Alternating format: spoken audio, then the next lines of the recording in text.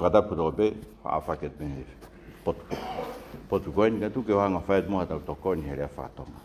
Eksoto vai tawhitu, malanga i maini tohi eksoto kwa maini vai tawhitu e ahon. Tau whakaukau mau pe koe taimu tau pe taki mu ai o tuaha mea pa toko au lelei pe mea kotoa. Whainui tau tole he wahe koe ni oku i kai.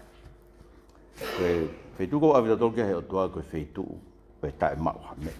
Koe pe taimi une mai ngahi lelei ki tau lavena tau whanonga mai pe o sio.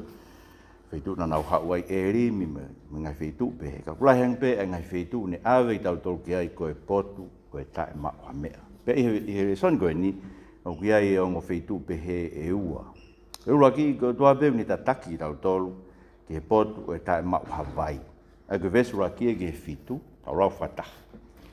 Pea hiki ai e nohoanga ko toa o Isleri me toa wha o sini, o nau whanonga i eangi a Sihova, o nau whutu te niti i le whitimi, pena i kai Hawaii ke inu e kakai, pena i lau whamamahi kakai ke Mosesi, o nau pehe, whei mo omi ho mau wai inu, pea tari a Mosesi ke te knau tō, pe hao mo whai e ho mo mamahi ke te au, pe hao mo wala aki ai ke Sihova, pena i whei Hawaii e kakai he potu ko ia, pena launga ka kai ke Mosese o pehe koe ha ko he ai ho omi ki mauto me ispiti ke tamate i kita mo te whanau mo te whangamanu aki ai fieinu. Pea tau tapa Mosese ke Sihova o pehe koe ha te whai mai ka kai to e si e nau tolongia.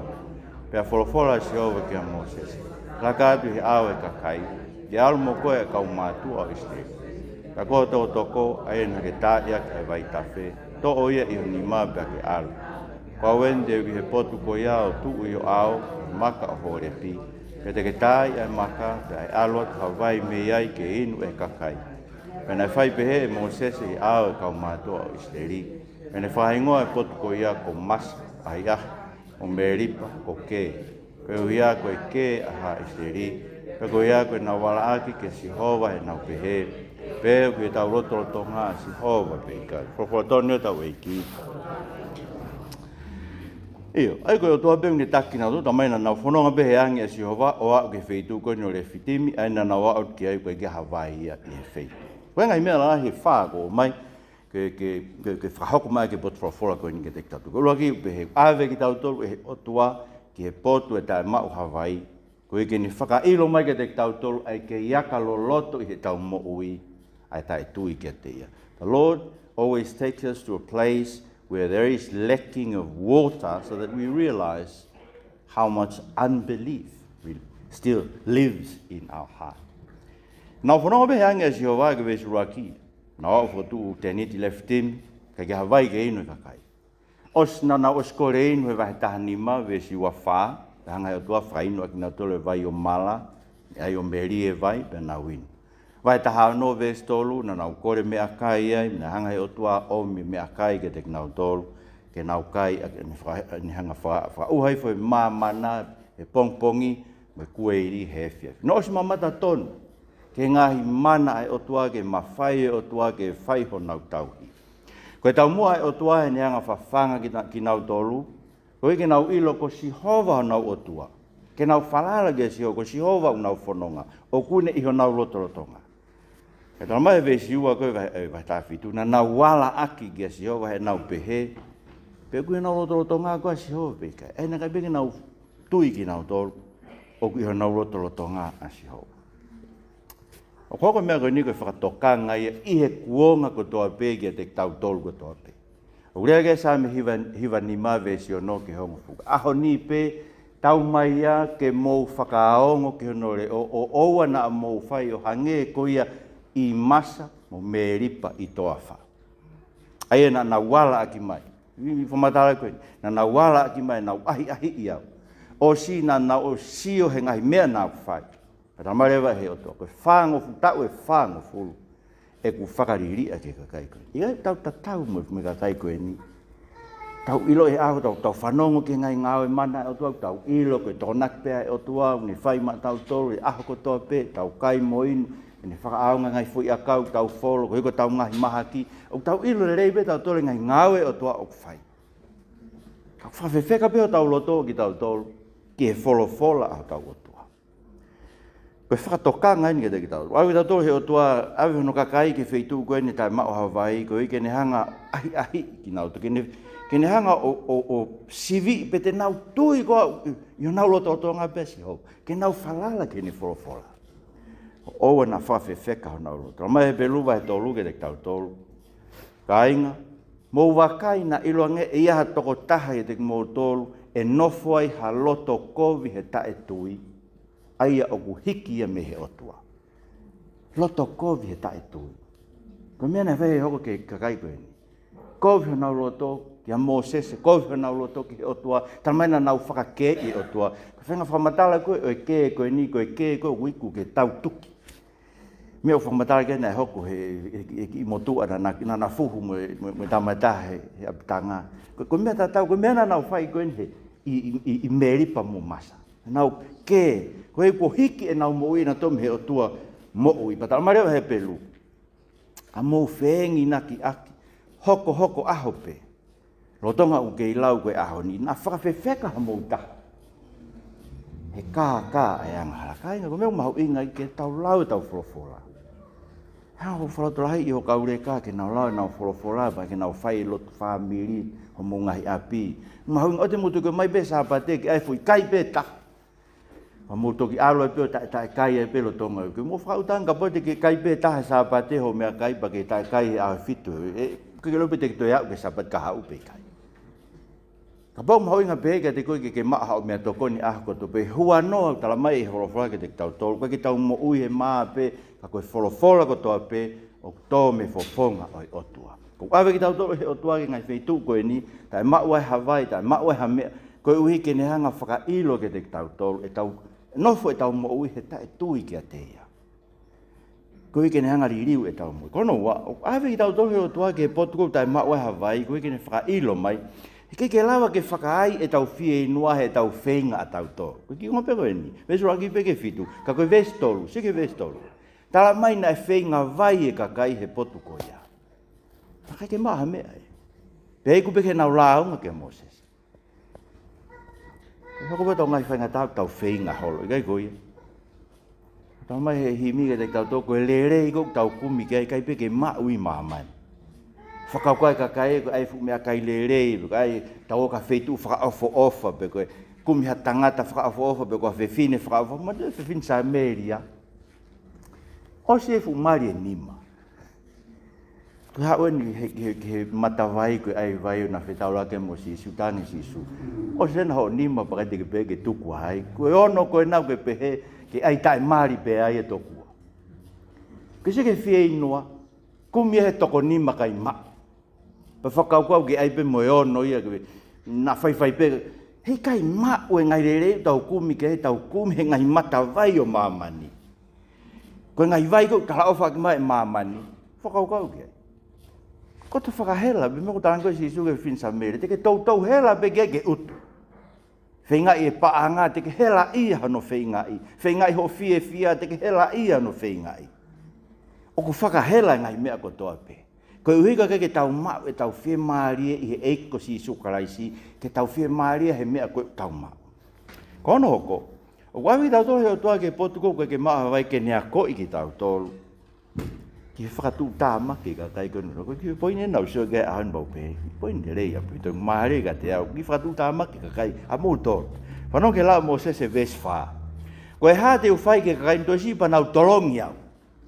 Ki whakatu tāma ke mo se ke ka kai. E hanga he ka kai o tolongi. Moelo mo mea i e siasi. O ia ki mou tolu e mawhai ke tāma te e kautaki.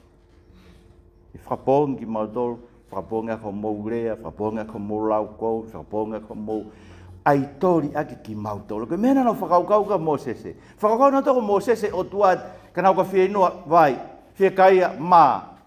Ko mea ia ai o tua. Moila rea koe na whai koe sun baptaiso koe, ki he kau mai ko eke koe ki ai koe me Jerusalema pe koe misa e ko whawhaka koe te meta o ton ke utalātua ka mautolo.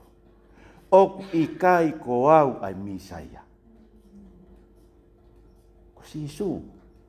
Ko tō taha e tau hau katoa ke te ni whakaai e tau ngai whia mau. He ka i kai.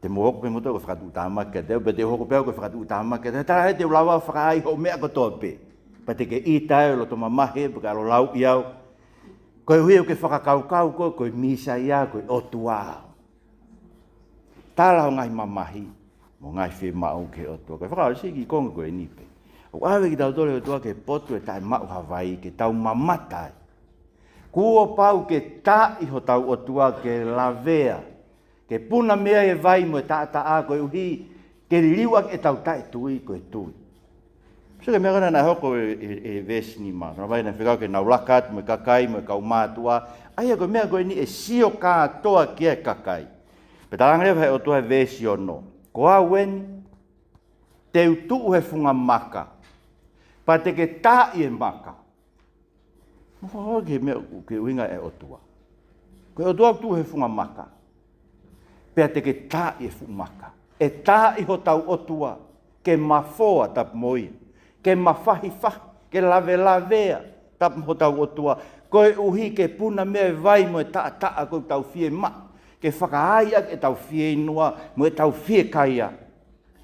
O rau ke tau him whaafitu noa. Sisu we maka lau kua, o kua unu atu, na e tā I koe o mafoa, ma fahi pe ma. Fumatala ki mea koe nei whai koe I he ao e kakai kau mātua mo Israeli na nau mamata ki ai. Na e tā isi o waka e mō sese mono lao. Ai tala mai, waka moritoni koe tōtoko e na e tā ia ka sisu. Na pau ke peki a tōtā koe koe lao koe ne tūtuni koe hala ia ke tautea. Na e tā ia ke lao, na e puna mai e tā o tafe mo e vai me lalo more ai mo ua mo e hia. Pea maa hono whakarieria. Ne mamata kakai me kau mātua kai tāi o tua I hore ke na winu me he vai. Tara mai paula ko maka ina na whanonga harope me fu maka nei. Turi mui harope e nau toro he toa whae fu maka ko karaise fu maka ko ia. Ko mero koe whakaukau tatau whae si isu e sonu vai fitu. Uneui ke kakai koe uku fie inua hauini. He mata vai. Tara mai rewa ke te kau toru ia he sione e vai fitu ve stori wa koe ne lau o kau ke lau maari aia e mau e ki nau tolu o ku tui piki tai tate. Mwero ke tau tui ke hei ko si sukasi koe whakailonga ia tau mai lau maari maanioni. Koe ke hata hai e tui ke hei ko si sukasi tai mai lau maari maanioni. He koe lau maari maanioni me o me tui o ai ki tau loto. He koe ia o hau me o ngongore rei o tala ki tau loto. Kuo whakamore more ho angahala. Kuo lau koe he ahoni a koe na e whakatupu koe koto mala ia, koe koto monu ia, koe lau, koe hako e tāpu hae o tua. Koe lau maari e whamooni loto e te tauto. Ai he o tua no lau maari e koe tau loto, koe ke tau ilo pau a whanau I whaou ki tauto. Pea unofo mau e lau maari e koe e te tauto. Koe hingai fu matawai koe nei, tā I o mafoa koe ke tau winu me iai. He unofo mau e fu matawai e te tauto, koe ui kene ai e tau hia ke mate he aho ko toa pe.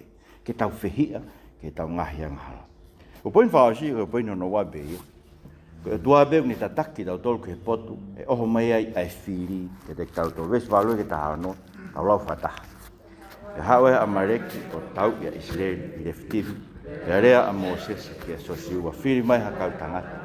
Ke alu ki tua o tau ia amareki. Pongpong hake te utu au he tumutumu e mounga me toko Elohimi hoku ni ma. Pena e whai e siwa hange ko e rea a Moses kia te ia o ne tau mo amareki. Ka ko Moses mo Elone mo hua na nau hake ke tumutumu e mounga. Pena e hoko o pehe ka hiki e Moses e hono ni ma pea maalohi a Israeli. Ka o ka whakamaalolo hifo hono ni ma pea maalohi a amareki. Ka koe o ni ma o Moses e na e mamafu. Koe na nau to'o ha maka o ai I lalo o ne nofo ai. Pea puke tu ono ni ma e Elone mo hua. Koe taha mei he, mo e taha mei he. Koe na e tu ma ono ni ma o au ke tō ai la a. Pena I kuna e siosiua a mareki mono kakai a mata o here tā. Pena e wholofola si hoa ke a Moses. Tohi eni e tohi koe whakamanatu. Pea lau I hongo te ringa o siosiua.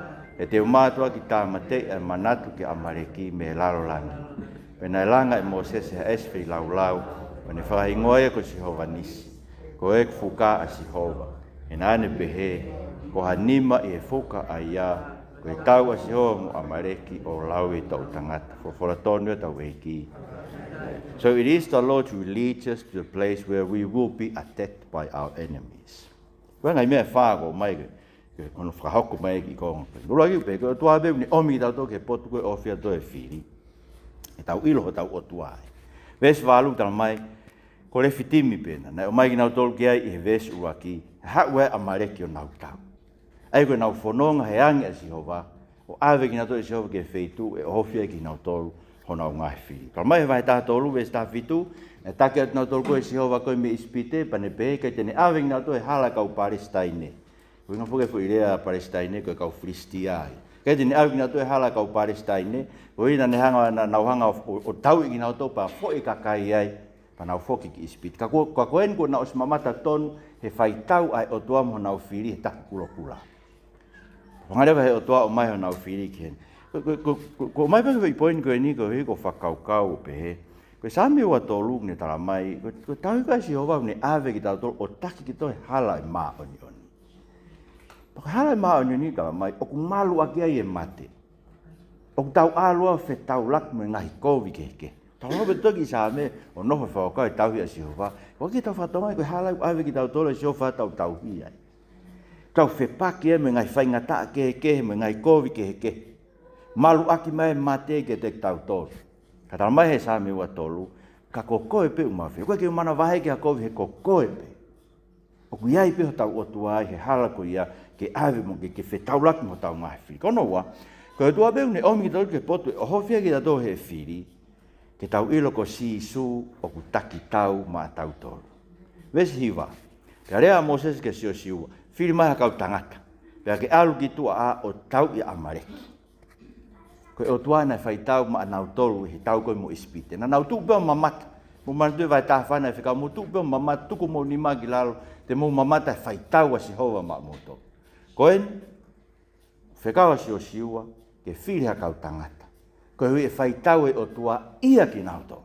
Ikai koe mea hoke te tau tolu e ahoni. Whiri ki tau tolu o tua ko sio siua. Koe tatau ia e sisu, koe vire tatau be, koe sio siua he le whahe peru, koe sisu e le whakarisi, koe inga be koe Sihova koe whakamo ui. Koe kuna sisu tau whilahi a setane, une i kuna e mate. Koe ke tau lava tari teke ia setane ke hola.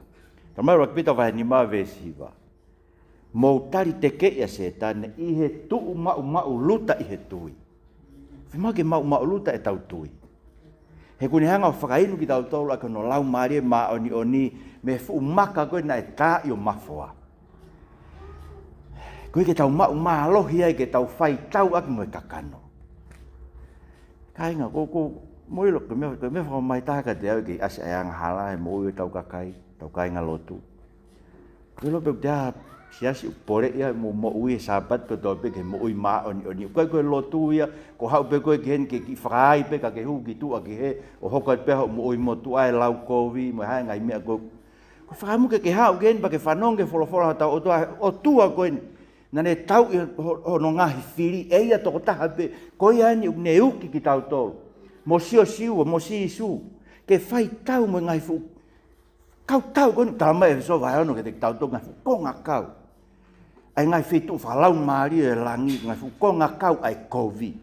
Tau whehanga hangai mo ia he, mo meniti kotoa pe. Moero koe, na tau na tula ngahala tau pore to tu e whai o e koe. Koe mo ke fia, e kai te ke lawa wha koe, na tunu ke rea kovi ke ka ke taofi koe. Koe mea to tonu ke haa me te tau tolu e kakai koe whai tau wai ai eiki ko sisu karaisi. Ko nei kuna a mate. Nei kuna ia setan. Tala mai ai sia vai ni mawha ke te tau tolu. Ko tau whatonu hea to tau me o tua. Ilonga ha mahafu. Ai ke te koe, e kai aonga. Ilonga ha erelo tene whakailo koe, te ke whahalai ai e koe.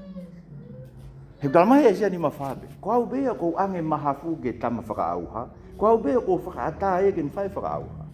Ta ko au bea ko toi taofia. Mo se ke fulahi o tau o tua. O tau mo ke tau tolu e ke tau mātua ke whalala ke tau wongo. He tau ngai whai tau koe tau whai. He tau ikuna. Ai whiri tau whehangai me. Kono hoko, O omi tautolo he otoa ke poto e ofi ki tato e whiri.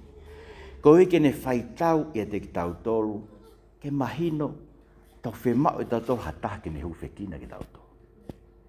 Tau whemau tautolo taha, mo se ke mea na hauku ke Mosese, ne pau ke whakata utu e fumaka. E ko tempo tau hike ano nima ki olunga, pe a ikuna e tau, pa kone mamate pe ano nima, pe a fo e tau. Pe ne pau ke mai ngo matua e ua hike ano nima ki olunga, ko hike a ikuna e tau. Tau whemau tautolo hatape. Ko whakaukau ko hike ni mage o lunga o tala mai Solomone ula tui wahe walu, vestol walu.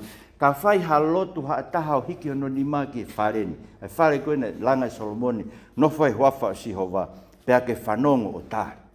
Sāme taha taha whātaha ves whao pehe te vita. Kau ka lotu he whailaulawanga e whiawhi o hike o ni mapa ke whakamore more o tāri e kulotu. Aia, ko tau whanda toke mau hataha pehe, ke ni huwhe kina ki tau tolu mau ai pe, mau ai pe, hike ono ni ma. Ke otua. Tu ni whamarat mai te tau tolu matua tangata siasi. Lau koe awak timote wahewa ves walu. Ke tau tu o hiki ho tau nima maa. Me loto ata o whai ngai lotu. Ko tau tolu matua tangata tu ke tau kake lotu. Lotu huwhia, lotu lilo, lotu e siasi. Mo mai ke tau whai e tau lotu. He tau whawhetai ke otua. Tau mau ena si Isu Christ. O tu mau ai pea ke whai ho tau huwhekina. He potu tapu e lani. Pea koia, o toton ke tau ikuna. Koe ngata pene u whekina ki tau tolu. Kau te iuki ki tau tolu, ke tau unu atu maalohi ki ai. Ke taloni o keresi. O kore ha keresi moa mesi. Ke tokoni ki tau tolu. Ke tau vai vai. E whao si reo pehe. Koe tua beu ni omi tau tolu ke potu e hofi ki tau tolu he whiri. Koe ke tau manatua. Tene whai tau mau pe. Mau tau ngai whiri. Koe. Tene whai tau mau pe mo tau ngai. Ki mea vesta wha o whekau ke tohi i he tohi, ke whanongo ke a sio siua, e whai mau pe o tua, e whai tau mau pe o tua mo tau ngai whiri i mamani. Kainga koe mea moone au bitoia. O koe ngata pe o tau ngai whiri mei tua. Mo tu ko tau ngai whiri loto. Tau whiku pe mo e ako toa pe. Kanga tau ngai nofo mari i kai koia, iai pe ngai whiri e tau nofo mari ke tau tai whakamore more, tai whakataki. Angai tau nofu mo e tau whanau, ke tau whiri ai, koe ke tau wham koe ke tau kei pure i ki nau tolu, ka kua nau lalahi ki nau tolu, whai nau ngai tu uni. Whehala ke mo angai tau whakakau, whe kuki mo e ngai whiri koia. Mana tu, tau otua koe ne hu whekina ki tau tolu. Tuku ki he otua e tau ngai mea, tau mai ke te tau tolu, tene whai tau ia mo tau ngai whiri e tau tangata ko topi. Aia, koe mea kovi ono whawhepaki, ai o ngongo rei o tau otua. Koe mea kovi ono lau kovi, ai malangai o e kōsperi ke te tau tō. Koe mea kovi ono whawhepaki, o e kakai ai otua, o ave e otua, ke nau mausia ai whakamo ui. Tau whiri mei tua, tau whiri mei loto, e whai tau e otua mo ke tau tō. Te whaipa tau loto koe ka tau haka, tau hoke sa meniti, tau tō tai loto anai, o tua mau kore ke tokoni mai. Ngau he mau moi koe ka kai mātua ki whararaka, oku ke iho mau loto ngā. Nei tā i koe o mafoa, ke puna mea i e vai mo e tata. Pea ringi mai mo lau maare maa ni o ni e te mau tolu ke mau winu ai, mau māko nai, mau lawa e tu o whaitau mo mau ngai whiri fuape. Ke mau ikuna, he ko ikuna ai awhiona eiki. O koe uke awhio isi ngai loto e ka kai uke omi a koe. Hai ngai mea unau whikuki mo ia. Mau kore o tō maf, ke ala mua ke te kinau tolu, ko wholofola mo keresi. O ke hanga whakaivia, whakaloto toa e kinau tolu, whakaloto lai, pia li riu whataha mau mo ui. Ke mau whai maa onioni, ke mau ai ke mate. Ai anga hala mo e kovi, hene ke inofu he mau mo ui. I he iwi me maalohi, o lau maare maa onioni, e Isu Christ ko mau wha mo ui. Amen. Koe ke whekau, me se toa talahi, mo ke tau whakakato i o wasaka meni ti mao. E tson, katak mai ke wawe na tu whai mao.